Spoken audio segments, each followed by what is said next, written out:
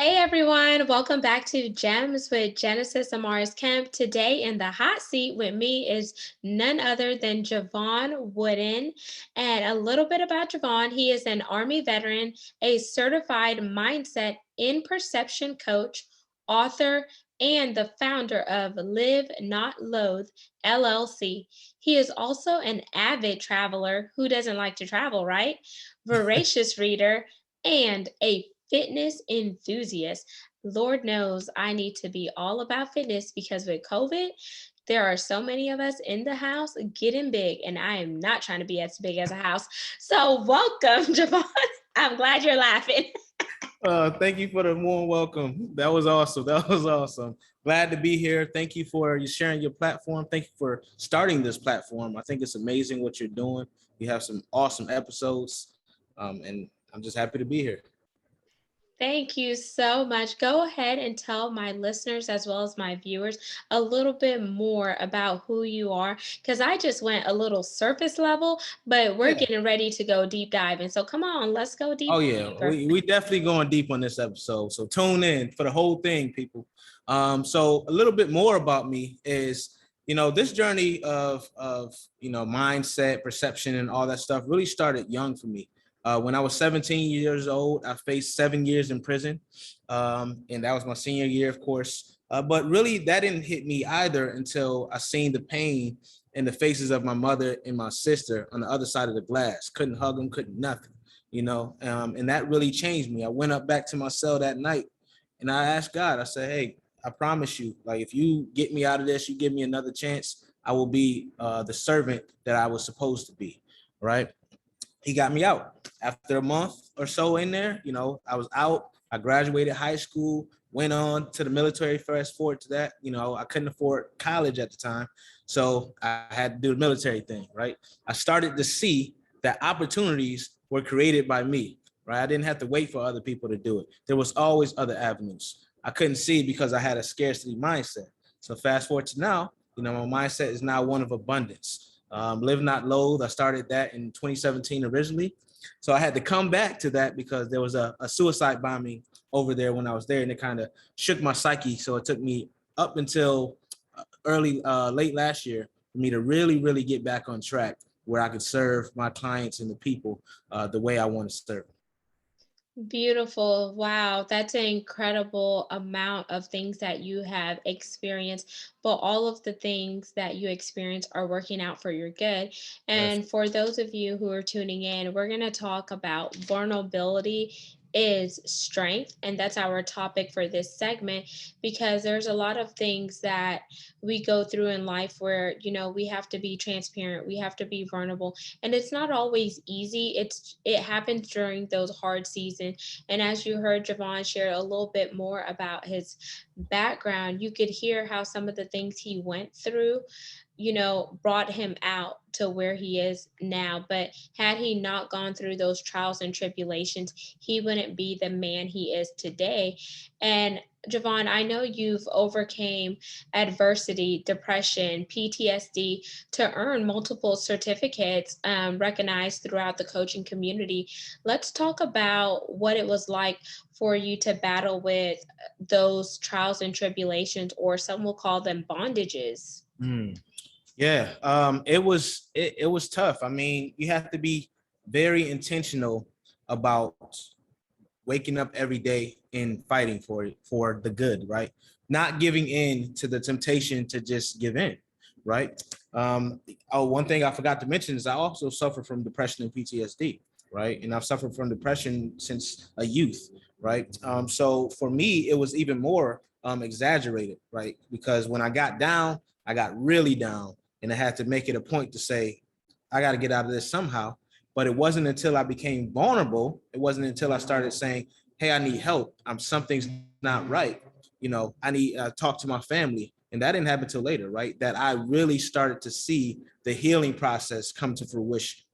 Because I would always, get to a certain point where I felt a little better by myself, right?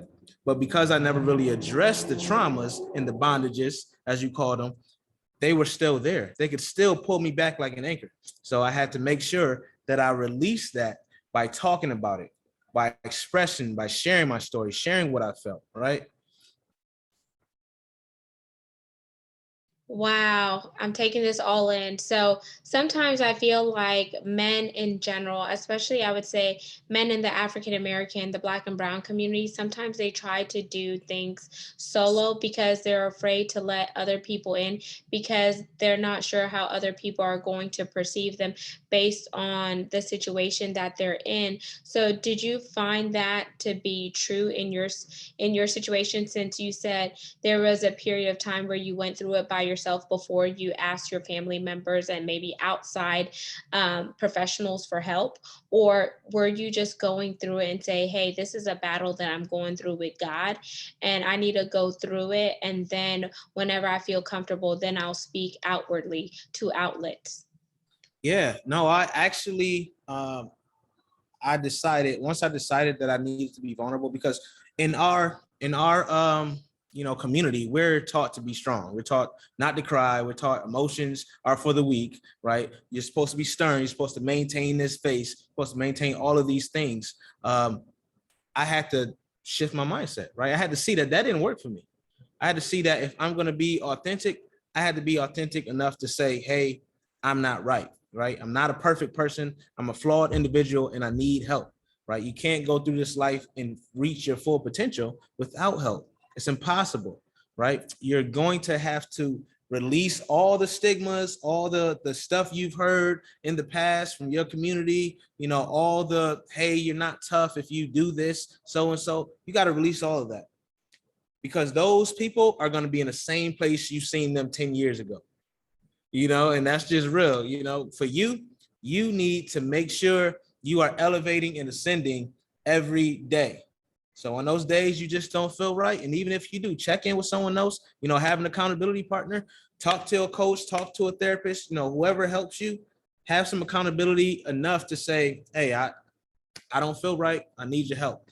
Even if it's I don't feel right. Whatever you need help with, be willing to say, hey, I need help.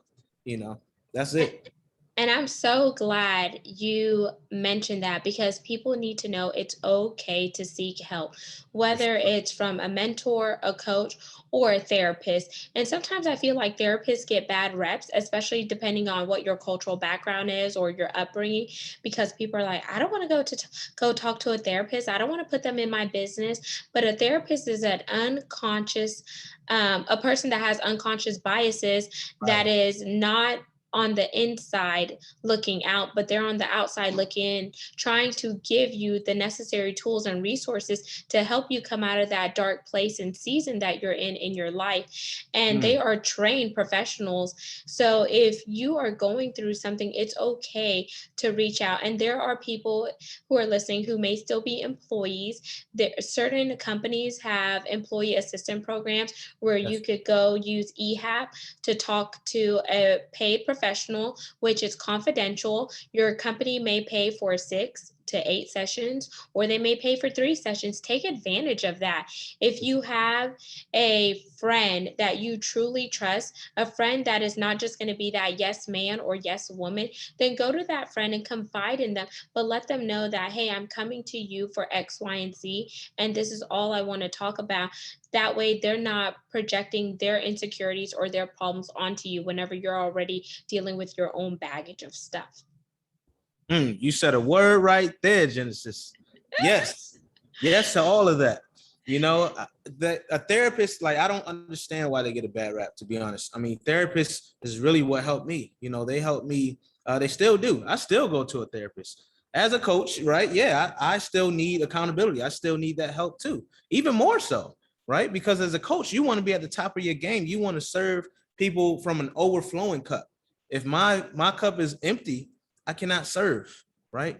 Not going to give you the energy that I need to be giving you, the attentiveness to get you past whatever you're trying to push past. So I think that that's how everyone needs to look at it. Actually, if you have a family, you have friends, you have people depending on you, whatever the case may be, you have to make sure you are up to par, right? You have to make sure that you keep your engine running at peak performance, right? Because if you don't, what's going to happen? You're going to start getting drained. You're going to start feeling overwhelmed. You're going to start hitting depression. You're going to start getting anxious. All these things come from your mental stability, right? If you have mental stability, you can quell those things. You can limit them. You know how to address them if they do come, right? You're not feeling overwhelmed, and you're not putting so many burdens on yourself that you begin to be weighed down, you know? So if you had a superpower, Jevon, would you say your superpower is vulnerability? My superpower is definitely vulnerability. Because I tell people exactly what I'm thinking. I tell people exactly how I'm feeling. Like if you follow me on social media or anything, watch my YouTube videos, you'll see that my whole story is all about transparency. I have episodes about me dealing with depression, all that stuff. Because I think not only for me, but sharing it helps you heal, but it also helps others heal, right? When they hear you like, oh, it's okay. It's okay to go ahead and let people know that this is what's going on with me, or that I've gone through this type of trauma, right? It's more than okay. It's actually the best way for you to heal. I like that because if you don't even talk about it, then you're not really overcoming the things that you've been through. And Mm-hmm. I tell people there is power in sharing your story because you never know how sharing your story is going to break bondages from other people who are going through limiting beliefs. They may be thinking about ending their life. They may have those thoughts of suicide. They may have depression, but then your story, as well as your voice and your smile, may be the only light that somebody sees in that dark season that they're in. So it's okay that you talk about your weaknesses because it's those weaknesses that strengthen you to be the man or woman that you are today. And go a little bit deeper into your mission statement, Jevon, because I know your mission said it's to empower others to increase their self confidence, improve Mm-hmm. their perception of their own worth, and Yes. design their lives through mindset shift from scarcity to abundance. We have too many people out here who are not living up to their full potential because they are so worried about what if, or what if I fail, or they're worried about, their family and friends not co-signing their vision. Well, Right. news flash, that vision was placed inside of you, not your family Yes. members, not Yes. your friends. So you got to run your own race and stop paying attention to the left or the right, because when you start looking over to the left and you start looking over to the right, you're getting distracted. You're not focusing on the goal at hand, and you're not focusing on crossing that finish line. So I want you to dive a little deeper with me here, Jevon, and what helped you formalize that mission that you're on, and talk about some tools that you use to complement your mission. Sure. I love everything you said. I love that analogy about looking to your left and your right. I think it's very important for people to realize that 85% of people in the world actually struggle with like self-esteem issues at least some point in their lives. 85% of people. Now imagine if those people never get the help they need, any of them, right? Where will we be as a society? So we have to really think like, hey, if I'm operating at half mast, right? I'm not even full, but not even close to being full because I don't even believe in myself, right? You don't even believe in yourself. I love it. It's insane. So I came up with that because that's what I felt, right, when I was coming up. And I said, hey, my lack of self-esteem stemmed from me not believing that I was even good enough for anything, right? I wasn't good enough for the love that was coming to me. I wasn't good enough for the good jobs and all this other stuff. So it made me kind of play safe, right? But then I realized that's actually more risky than actually going for what I really desire. So why not design my life from a place of abundance and say, hey, I'm just going to play full out and I'm going to go for it. Whatever my mind comes up with, that's what I'm going to go for. Because if I have a scarcity mindset and believe that success is finite, I'm not going to achieve anything, right? I'm going to stay exactly where I was because I was comfortable there. Even though I may not even be happy, I may not have any joy, I'm comfortable because I'm so afraid to even lose that because of my scarcity mindset. So that's why I want to get everyone out of that, right? I want everyone to play full out and believe that they actually have the power within themselves to take it up 10 levels if they need to, right? To say, hey, I'm just getting started, right? Even though I got a good job, maybe I got this, whatever it is, that's now your baseline, right? That's just your baseline. But now we got to keep raising that baseline. We got to keep elevating ourselves. You cannot stay there. You have a whole rest of your life to live. Every day, do at least one thing that brings you joy, do at least one thing that moves you forward, and do at least one thing to give yourself some self-care. I think those are the 3 things that people should do every single day. Exactly. When you were dropping those gems, I was like, all I could think about is some of the athletes, because Michael Jordan didn't get to where he was by playing it safe. Steph Curry didn't get to where he was by playing it safe. Shaq, all the incredible athletes out there, some of the people on the Astros, all of those athletes, they know what their craft is, and they constantly work on their craft so they could be the best in their field. So if an athlete can do it by just shifting their mindset and believing in themselves, then why can't we, as normal individuals? Well, hell, I'm not normal. I consider myself an extraordinary individual. You That's what gotta I'm talking about. That's what I'm talking about. I love it. Yes, that's it. Why can't we have the same mindset as some of these athletes or rappers? Like, you hear some of the rappers put it in their song, like Drake says, I go from 0 to 100 real quick. Or he says, started from the bottom, now he's here. Yeah. So you may start at the bottom, but that's not your final destination. Or like my new favorite music right now is CHH, which is Christian hip hop. And Lecrae, Andy Mineo, Tadashi, all of those singers, they talk about their past struggles, but they did not let their past hinder them. But when you were opening up, I heard some of the pain in your voice, but then I also heard the triumph. And you said you felt like you wasn't good enough. You felt like you didn't have this. You felt like you couldn't compete, like you couldn't get those jobs. And you could hear all those things. Did you feel that way because you did not have the full support of your family members? Or did you feel that way because maybe the people who were around your environment was feeding you negativity and telling you what you weren't? We energy is shared, right? Energy is transferred between us. And when you're in an environment where it's nothing but negativity, that's what you feel. You feel negative about yourself. So when you grow up in adversity and despair, that's why they say we're success stories, right? In other communities, it's regular, right? You expect them to go to Princeton and Harvard and do all these things, right? But in our communities, unfortunately, it's a success story when we come from poverty and then make our way up. So it took me to realize that I was just like everyone else. No one was better than me. I'm no better than anyone else, to say, all right, I can do this, right? I can go. God gave me a second chance, and he woke me up today because I can do this. He believes in me, right? But I still have to do the work.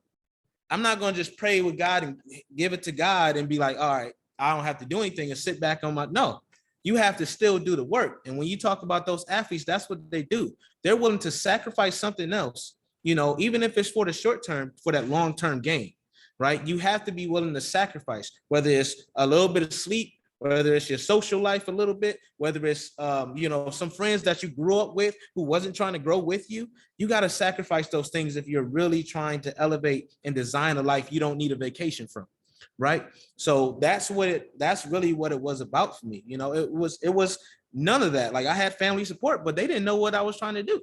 I didn't tell them, right, until later, because I didn't have the vulnerability. So they didn't know. So how can they support me, right? Friends, we were all in the same boat. It wasn't until I was like, hey, I need to learn some stuff. So I'm going to read these books. I'm going to, watch these certain shows. I'm going to stop watching, hip hop videos and all the stuff and MTV. I'm going to actually learn something and focus in school and do these things so I can get myself a little more information on real estate, on personal development, all these things. And that's really what elevated me, because I've seen a different world. And I'll honestly say that travel is a great way to open yourself up to more, right? Because you become culturally aware, and you also see that the world is a lot bigger than wherever you're from or wherever you are, right? There's so many more opportunities. There's so many more people to meet, right? You got to be willing to talk to people you wouldn't normally talk to. You got to be willing to go in those rooms where someone might have told you you're not supposed to be in, right? And put your own seat at the table, build your own table. That's what it's going to take for some of us. Oh yeah, it definitely is going to take that. And I tell you, like, when you're cruising to higher altitudes, think about this analogy. They tell you to get rid of some of the baggage when your luggage is overweight, or they tell you we'll have to check it on the next plane.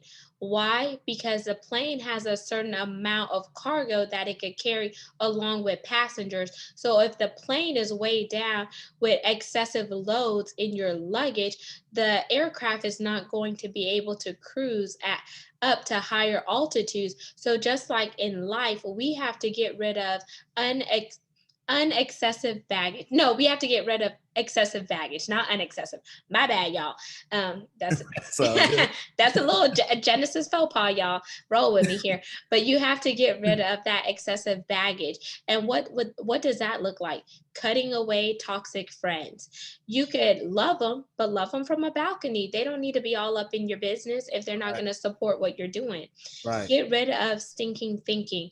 That negative Nancy that's around you, those negative thoughts, those evil thoughts in your mind. Because why?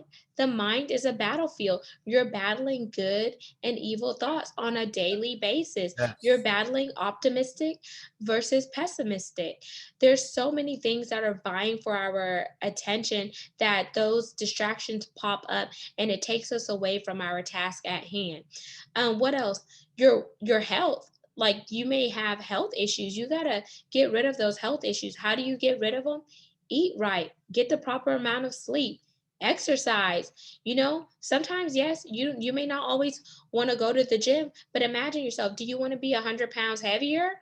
No. Do you want to, have that hot girl body, or do you want to have, that nice male abs packed, be glistening on the beach glowing? You have to think what is important to you. And Yeah. once you find out what's important to you, then you have to go through the pruning process. That's the cutting process, where you're cutting things off that no longer make you feel good, that no longer push you to a higher dimension, that no longer give you that vulnerability. Because Jevon is talking about how vulnerability is a strength. And to him, that's his superpower.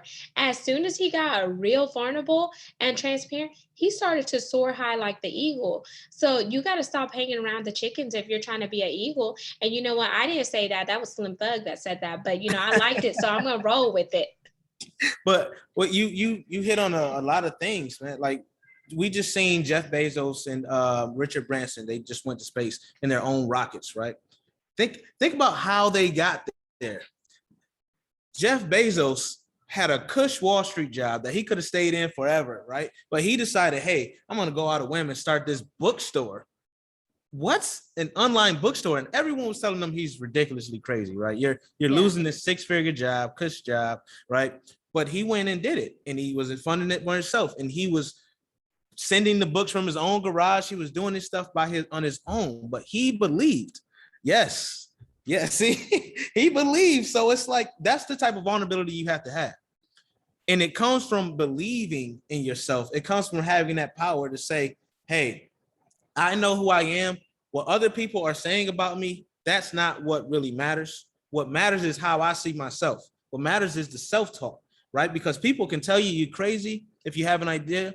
People can say, yes, not going to work. If you try to go forward, something else for a job or whatever it is, people can tell you that 1 in 1,000 people are selected for the NFL, 100,000 are selected for the NFL. But if you believe in yourself, you still have a shot, right? But if you never try, now what do you have? You have a regret.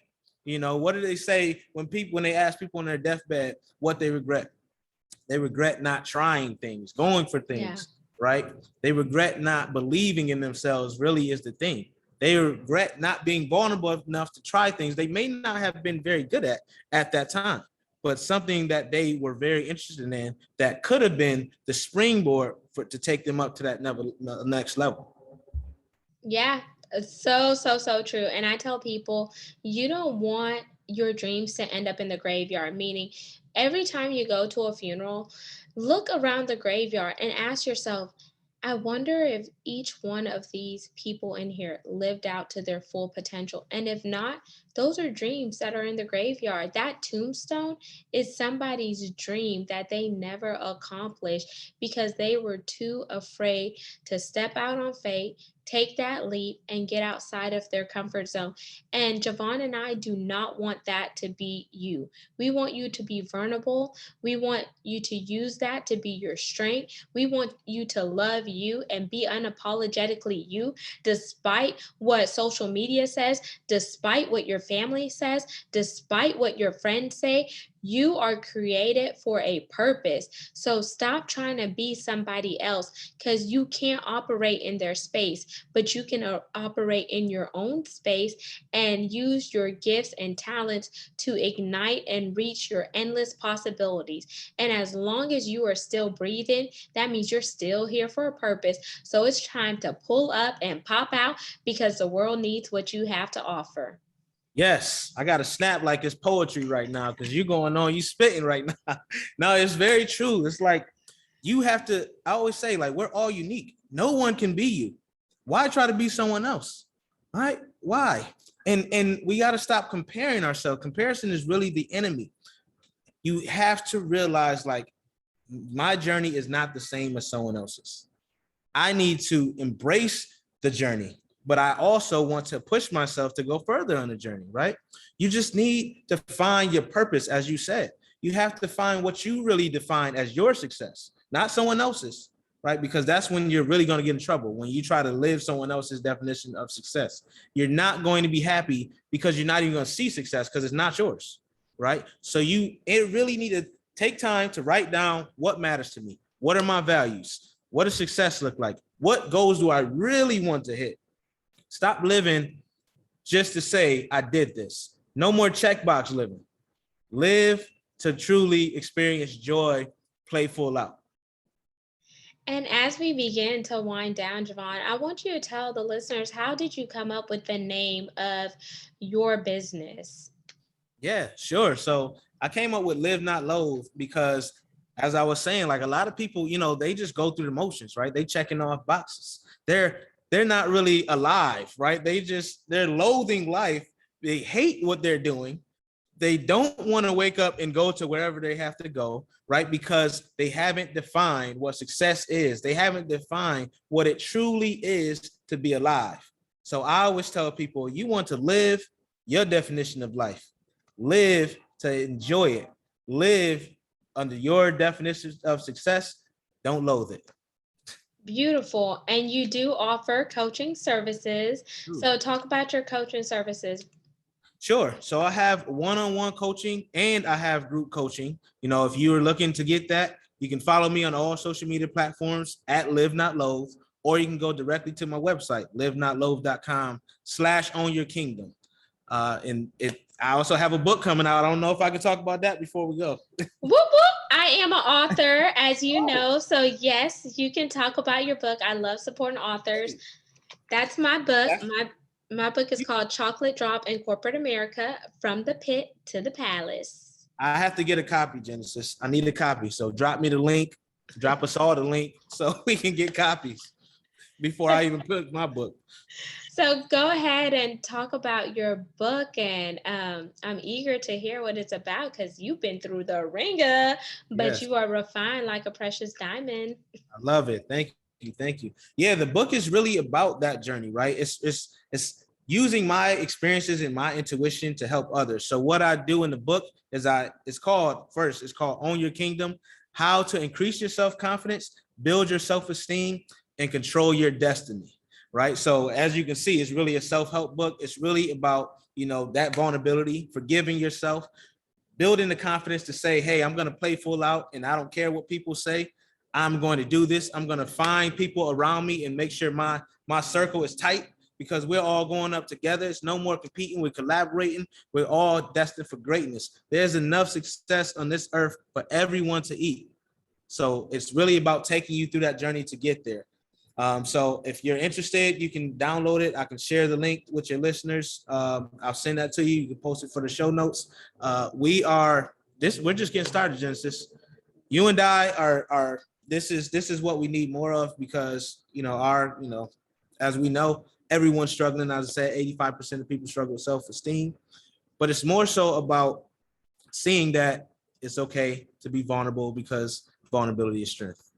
Yes, very much true. And congratulations on your book. Yes, send Thank me the information. I will definitely share that in the show notes. And thank if you. you could leave the listeners as well as the viewers with 3 tips to help them ignite their superpower of vulnerability, what would it be? One, it would be write down what matters to you, as I was saying earlier. Write down, your values and what your definition of success is. Two would be open to people. Start talking about your feelings. Be honest about your feelings with yourself. And the third one will be take chances. Right? I don't know how many people know of Miss Frizzle and the Magic School Bus, but that was one of my favorite quotes. Take chances, make mistakes, and get messy. And there you have it, listeners and Yes. viewers of Gems with Genesis Amaris Kemp. You just heard Jevon Wooden here, and our topic was vulnerability is a strength. Until we chat next time, peace, love, and lots of blessings to you. Signing out. Peace.